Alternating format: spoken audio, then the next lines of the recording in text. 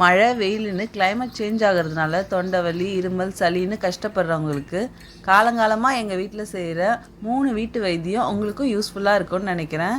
நீங்களும் ட்ரை பண்ணி பாருங்கள் எப்படி இருக்குன்னு. முதல் வைத்தியம் இஞ்சி காஃபி. இது எப்படி போடலான்னு பார்த்துடலாம்.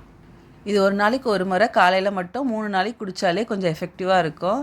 இது செய்ய ஒரு சின்ன துண்டு இஞ்சி, 1/4 ஸ்பூன் மிளகு கொரகொரப்பாக அரைச்சி 1/2 கப் தண்ணி சேர்த்து அப்படியே வச்சுக்கோங்க. ஒரு பேனில் 1 டேபிள் ஸ்பூன் வெல்லம், 1/2 கப் தண்ணி சேர்த்து வெல்லம் கரையிற வரையும் கொதிக்க வைங்க. அதோட நம்ம அரைச்ச மிளகு இஞ்சி சேர்த்துக்கோங்க. இது கூட தும்பப்பூன்னு ஒரு பூ கிடச்சா 5 பூ சேர்த்துக்கோங்க. இது இன்னும் எஃபெக்டிவாக இருக்கும் கோல்டுக்கு. இதெல்லாம் ஒரு 2 நிமிஷம் கொதிச்சதும் மீடியம் ஃப்ளேமில் சிட்டிகை மஞ்சத்தூள், 1/4 கப் காய்ச்சின பால் சேர்த்து ஒரு கொதி வந்ததும் ஸ்டவ் ஆஃப் பண்ணி வடிகட்டிக்கோங்க. இந்த இஞ்சி காஃபி கோல்டு அதிகமாக இருக்கவங்க குடிக்கலாம், நல்ல ரிசல்ட் கொடுக்கும். இது சூட் ஆகிறவங்க குடிங்க. அடுத்த வைத்தியம் இது தொண்டை வலி அதிகமாக இருக்கிறவங்க கண்டிப்பாக யூஸ் பண்ணலாம். நைட்டில் குடிக்கணும். ஒரு 3 நாள் குடித்தா போதும். 1 கப் தண்ணியை பேனில் ஊற்றி நல்லா சூடு பண்ணிக்கோங்க. ஒரு கிளாஸில் 1 டேபிள் ஸ்பூன் தேன், 2 சிட்டிகை மிளகுத்தூள், 1 சிட்டிகை மஞ்சத்தூள்.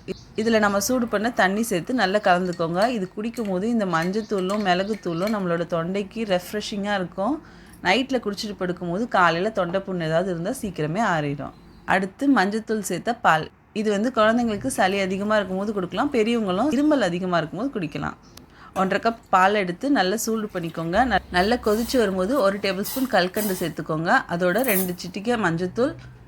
நல்லா கொதிச்சதும் ஸ்டவ் ஆஃப் பண்ணிவிட்டு கொஞ்சமாக மிளகுத்தூள் சேர்த்துக்கோங்க. இதை ஏடு பிடிக்காதவங்க வடிகட்டி குடிச்சிக்கலாம், இல்லை அப்படியே குடிக்கலாம்.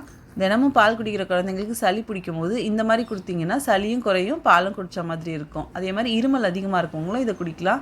இந்த வைத்தியம்லாம் நாங்கள் காலங்காலமாக செய்கிற ரெசிபி தான். உங்களுக்கு சூட் ஆனால் இதை கண்டினியூ பண்ணிக்கோங்க. பிடிச்சிருந்தா லைக் பண்ணுங்கள். இதே மாதிரி நிறைய ரெசிபிக்கு நம்ம சேனலில் சப்ஸ்கிரைப் பண்ணிக்கோங்க. தேங்க்யூ.